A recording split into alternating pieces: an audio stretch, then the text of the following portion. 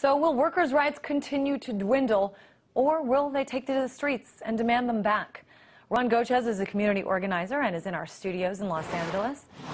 Hey there, Ron. You know, we did see workers take to the streets over the weekend in Los Angeles. We also saw a few months ago them take to the streets in Wisconsin and demand their rights, demand to hold on to those union rights as well. What do you think about, what happened in Wisconsin and what it says about the future of our workers' rights in this country? I think that we're seeing that, in one of the heartland of America, working class people have risen up, and Wisconsin is a great example for the entire nation that shows that the working class can rise up if they organize themselves to defend their rights. So I think that not only in Wisconsin but in other parts of the country, people are really feeling the pinch of this economic crisis. And for the rest of the world knows what it is like to be hungry, and the rest of the world has been poor for a very long time. And here in the United States, you have millions of people who live below the poverty line. So I think that it's only a matter of time before the masses of the people in this country organize themselves, whether it be through organized labor or not, to defend their interests and to have a better life.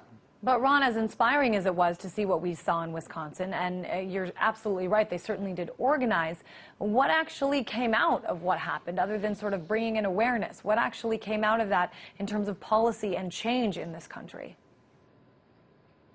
Well, and we understand that it's a long process, and in this struggle, we can't expect victories overnight. I think what came out of it is the example that people can organize themselves and to really bring attention to the issue of workers' rights. So although the struggle in Wisconsin might not have come out exactly how they wanted it, we understand this is a long process, and the working class, we believe, eventually will come out victorious because obviously we represent the majority of the people in this country and in any country. So as long as the workers are organized, there's no reason why the bosses or the elite class can keep us where we are. So I think that it's only, like I said, it's a matter of time.